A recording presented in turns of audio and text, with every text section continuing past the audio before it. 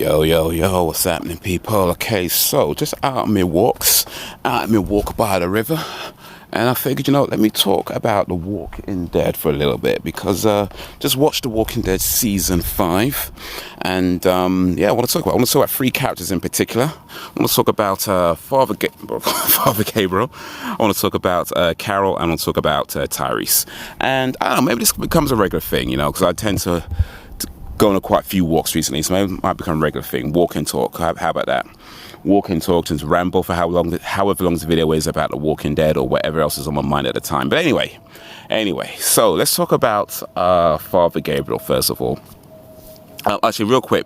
So I've watched The Walking Dead up to I think season 8, 9-ish, but that was like years ago, and by now I've pretty much forgotten most of what's happened in that. It's only in the last month-ish or so that I've been rewatching them again, and I've just rewatched up to season 5, so that's kind of fresh in my mind right now, and that's, why I want to talk about season 5. So, Father Gabriel. Father Gabriel was amongst the most believable characters for me, because and I just realized I sat down while I'm not quite walking right now, but anyway, it doesn't matter. I've been walking, got my steps in. Father Gabriel is one of the most believable characters for me because he represents the type of person who is outwardly somebody you're supposed to be able to trust, somebody you're supposed to be able to rely on. Not necessarily somebody who has all the answers, but just somebody is going to do the right thing as much as possible. And of course, all of us have our moments of hypocrisy and being scared or doing dumb things or being a little bit too selfish or inconsiderate. We all have our moments like that, right? But Father Gabriel was supposed to be that guy that you're supposed to be able to trust, and he isn't. He is a big hypocrite. And that was a very believable character for me because it's not that uncommon where people who I've met personally who are outwardly very trustworthy, or you should be able to trust them, especially people who are, outwardly, very religious and always talking about, their faith and, other people being in the wrong or other people doing something bad or where their faith is a big part of their identity. Their religious beliefs is a big part of their, how they present themselves. And then a lot of those people, let me not over-exaggerate too much, but certainly a decent number of those people, when it comes down to it, are pretty damn hypocritical, and are very untrustworthy when it comes to important things. And it's a shame because it shouldn't be that way, it shouldn't. Like, speaking as somebody who considers themselves to be a religious person, and I'm not claiming to be perfect or whatever. I know I've definitely made my share of indiscretions, all right? But for somebody who is very outwardly religious or outwardly supposed to be somebody you can trust like that, somebody you're supposed to be able to look for to be able to help in these situations, I can very much believe that a lot of times they might be amongst the people who would turn you away, or like what Father Gabriel did, just lock the doors, and He locked the doors on Bernadette, on Melissa Rauch. I spotted you. Melissa Rauch was one of the zombies in The Walking Dead that Father Gabriel locked out and let her turn. I mean, you let Bernadette turn. What's Howard gonna say when he finds out? But yeah, that was very believable for me because I've met people like that, and hopefully, if a zombie apocalypse ever did happen, they won't be like that. But I just wouldn't be surprised if they were. I wouldn't be surprised if they'd be some of the people you might turn to, and they'd be some of the people who would pretend like they're not in. You know what I mean? They've got plenty of space in their house, but we're not in. It's I wouldn't be surprised. So yeah, that was a very believable character for me. Let's talk a little bit about Carol now. Carol was probably the most changed character, and I think that's probably obvious because in the early seasons, like seasons 1 and 2, she was, she was very into herself. she was being, bullied by her husband. She was, very kind of timid and that kind of thing. And up until I think it was like season 4 is where you notice the big changes in her character.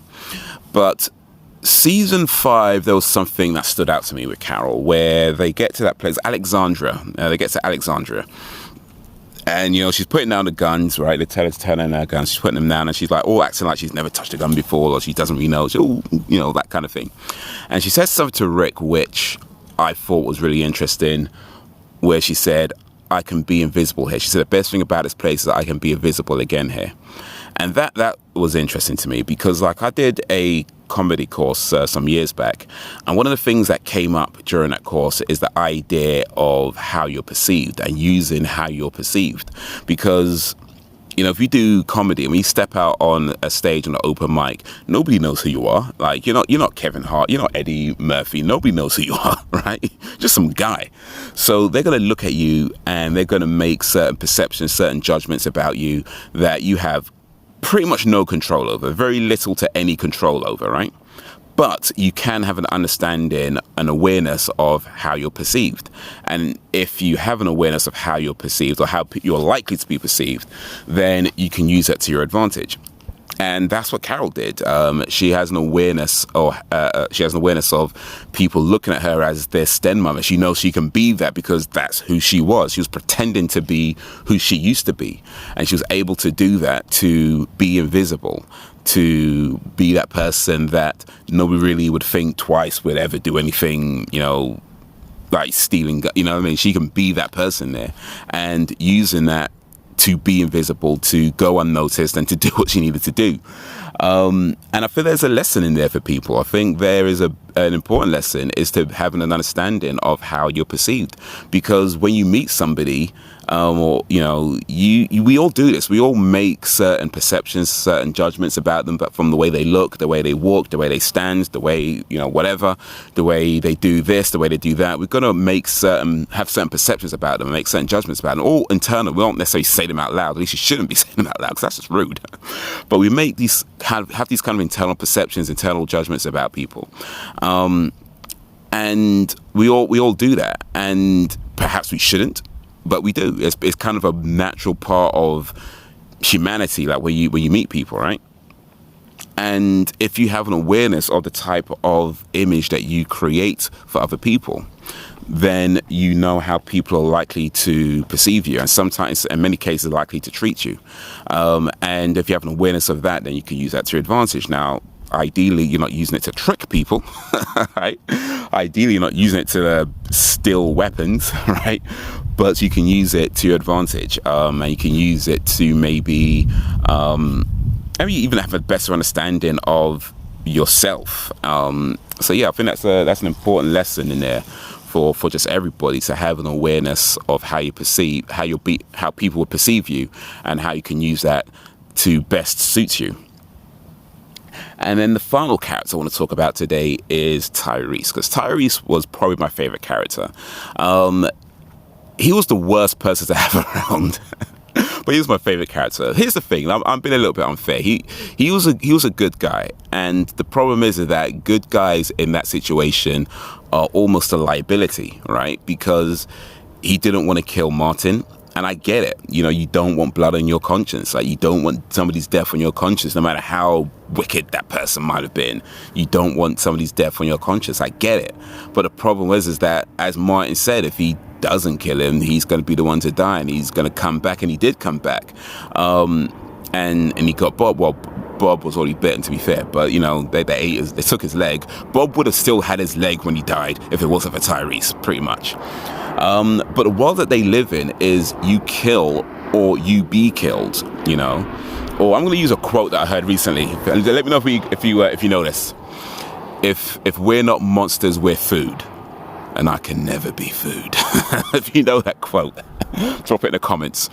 But that's pretty much the world that they live in, right? Like, you have to be the monster, or you're going to be the prey, right? And I think Tyrese did understand that. I think he did understand that. It's that he just didn't want that on his conscience, and I get that. but you have to be willing to die on that hill. If you're not willing to die on that hill, then it's going to be a bigger problem than it was. But I think Tyreese, he was willing to die on that hill, and he did die on that hill. And it's a shame that he died, because like he was always trying to do the right thing. He was always trying to protect people, and even, you know, forgiving Carol for killing his girlfriend and his friend. You know, how much strength did that take to do that? You know, to be able to take in all his anger that he had and breathe out forgiveness, you know, for the understanding of why she did it, and even to the point of trying to get other people to accept what she did, and, you know, to not be angry at her. Even though you could tell that he was still angry, he just also knew that she had a good reason to do it as well, that it wasn't out of, you know, being malicious or whatever. Is that there was a danger to the camp, and unfortunately the killing didn't stop the danger from spreading, but that's why it was done. And so he does understand that there is a need to kill in order to survive. He just didn't want that blood on his conscience. And there's the what's the word? It's not dichotomy. What am I thinking of? I'm trying to sound a little bit smart here, by the way. I don't think it's working too well. But there's the contradiction of ideals. You know, you need to kill to survive, but you don't want somebody's death on your conscience. But I like the character, and it's a shame that he did die. But good people don't last in those situations. You know, good people die or get other people killed, and that's the shame of it. Like, you have to be willing to do the things that you don't want to do in order to see the next day, or to have any hope of seeing the next day. And he did well to last as long as he did. But the truth is, he had other people doing the dirty work for him in a lot of cases. And it was just that point where it's like he got bit when he was in Noah's room. You know, it's a shame. It was sad to see. I mean, I knew that he died. I've seen it before, but still, watching it again, it was a shame to see him go, because he was a strong character. And I feel like, as much as good guys don't survive that kind of world, good guys are needed in that world, because when they get to Alexandria, they're trying to rebuild a society, and people like Tyreese are needed in a place like that, because you need someone who's going to try and keep that order, who's going to try and understand the morals of what they had before and trying to hold on to those in as strong a way as possible. But yeah, it didn't work. It didn't work for him. He died before they got there, and that's like, they were so close. They were so close. Wait, did he die before? Yeah, he died, because he died when they went to Noah's place. Because it was before they got to. Yeah, I remember now.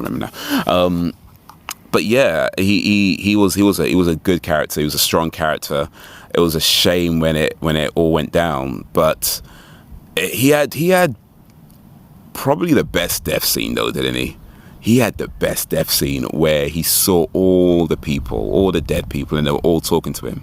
And then he finally passes away when they're driving him back to the car. They chopped his arm to try to save him. It was too little, too late. And big up Tyrese, man. Big up Tyrese. But anyway, yeah, those are my thoughts on those three characters from The Walking Dead Season 5. Let me know what you think of The Walking Dead Season 5 and those characters, other characters. But yeah, that's going to be it for the minute, so guys. Until whenever, if ever. Oh, actually, real quick. Let me get another shot of the river. I don't know if you can see it, but there's a Uber boat going by. Is it there? I think my head's in the way. There it is. You can see it right. I'm pointing to my... Never mind. You can see it. There it is. There's the Uber boat. Anyway, till whenever, if ever. Peace.